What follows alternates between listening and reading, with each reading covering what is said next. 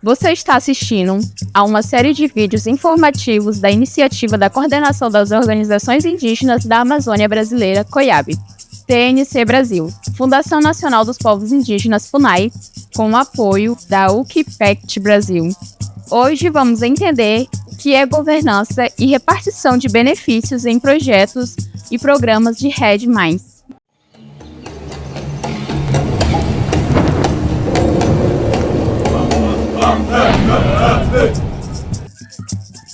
Você já ouviu falar da Rede Mais? O nome pode parecer complicado, mas a ideia por trás dela é mais simples do que parece. E no Brasil já existe toda uma estrutura oficial para fazer funcionar de maneira correta. Vamos entender. O Rede Mais é um incentivo criado no âmbito da Convenção 4 das Nações Unidas sobre Mudanças Climáticas, o UNFCCC, para recompensar financeiramente países em desenvolvimento que comprovadamente reduzem o desmatamento e a degradação das florestas. No Brasil, quem coordena tudo isso é o Ministério do Meio Ambiente e Mudanças Climáticas, MMA, de uma comissão específica chamada CONARED, a Comissão Nacional para a Rede Mais. É uma comissão que reúne governo, sociedade civil, setor privado, povos indígenas, povos de comunidades tradicionais, agricultores familiares para definir regras do jogo. Mas como isso funciona na prática, especialmente no território indígena? O que são exatamente essa governança e repartição de benefícios que tanto se fala? Governança é a palavra que usamos para descrever como a gente organiza os processos. Quem vai administrar os recursos? Quem decide o que é prioridade? Como garantir que tudo seja feito de forma transparente? No Brasil, a CONARED é a principal instância de governança do Rede Mais. Ela é responsável por coordenar a Estratégia Nacional para a Rede Mais e aprovar as regras que garantem a integridade socioambiental das iniciativas. Recentemente, em maio de 2025, a CONARED deu um passo fundamental ao aprovar uma resolução específica sobre salvaguardas em terras públicas e territórios coletivos. Essa resolução estabelece de forma clara como a governança deve funcionar nos territórios indígenas.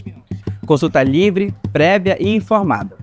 Antes de qualquer projeto ou programa de Rede Mais ser implementado em terras indígenas, é obrigatória a realização da consulta livre, prévia e informada nos termos da Convenção 169 da Organização Internacional do Trabalho. Isso significa que os povos indígenas não são apenas informados sobre o projeto, eles participam ativamente das decisões, desde o planejamento, definindo suas prioridades e utilizando seus próprios protocolos de consulta construídos de acordo com a sua cultura e costumes. É a comunidade reunida em assembleia que vai debater e decidir de forma soberana se autoriza ou não o projeto, quais são os riscos, as oportunidades e quais as suas prioridades. A consulta é também um processo e não deve ocorrer apenas no início de um projeto, mas de uma forma continuada. Autonomia e direito à comercialização. A legislação brasileira, por meio da Lei nº 15.042 de 2024, conhecida como a Lei do Mercado de Carbono, e da Resolução CONARED nº 19/2025, estabelece um marco protetivo para os povos indígenas no âmbito dos projetos de crédito de carbono. Essas normas garantem que a autonomia dessas comunidades seja integralmente respeitada, especialmente no que se refere à decisão de comercializar ou não os ativos ambientais gerados em seus territórios. Nesse contexto, ninguém de fora, sejam empresas, instituições ou agentes públicos, pode impor a uma comunidade a venda de seus créditos ou a aceitação de um projeto contra sua vontade. Dessa forma, o ordenamento jurídico brasileiro consolida a proteção à autodeterminação dos povos indígenas no mercado de carbono. Proteção ao uso tradicional do território. Fica terminantemente proibida qualquer limitação ao uso tradicional dos territórios. Povos indígenas continuam livres para caçar, fazer roça, realizar manejo florestal autorizado e manter todas as suas atividades culturais e tradicionais. A repartição de benefícios. Com regras de governança claras e objetivas, chegamos à repartição de benefícios. É hora de decidir como os recursos gerados vão retornar para quem protege a floresta. A resolução da CONARED+, não impõe um modelo único, justamente para respeitar a diversidade cultural de cada povo. Cada comunidade, em sua autonomia, decide as suas prioridades. E como isso funciona na prática em terras indígenas?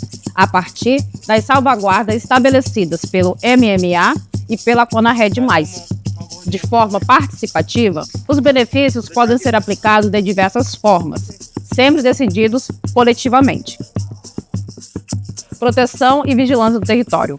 Uma das aplicações mais comuns e estratégicas é o fortalecimento da vigilância territorial. Os próprios indígenas se organizam em expedições de monitoramento, utilizando barcos, rádios e GPS para identificar e denunciar invasões de grileiros, madeireiros ou garimpeiros ilegais. Eles se tornam guardiões oficiais da floresta, equipados, organizados para protegê-la. Geração de renda sustentável. O REDD+, também pode ajudar a criar alternativas econômicas que não agridam a floresta.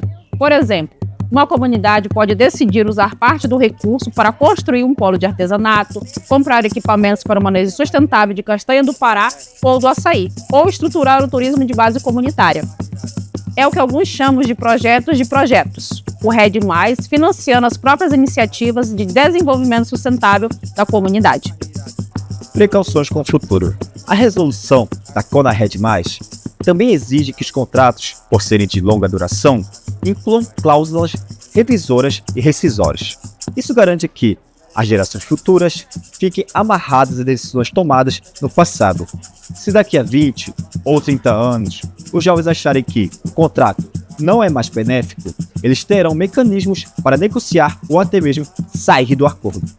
A governança e a repartição de benefícios andam sempre juntas, porque um território e o povo bem fortalecido possuem uma governança forte, com seus instrumentos de gestão territorial e ambiental.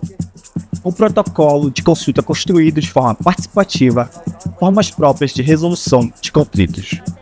Os projetos de REDD+, propostos pelos povos indígenas, devem estar alinhados com as políticas públicas, em diálogos com a FUNAI, com a CESAI, com as prefeituras, para que as ações realizadas potencializem as políticas públicas existentes e vice-versa.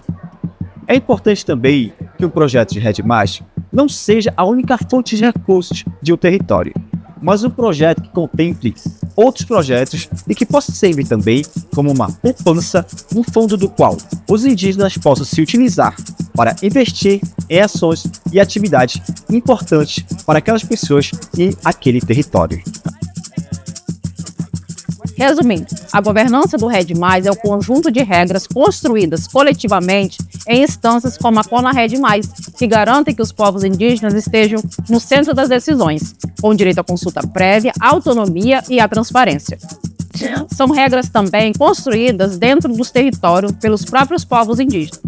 A partição de benefícios e a materialização desse respeito, assegurando que os recursos cheguem de forma justa e fortaleçam aquilo que a própria comunidade considera mais importante, seja a cultura, a proteção do território, a saúde ou a educação.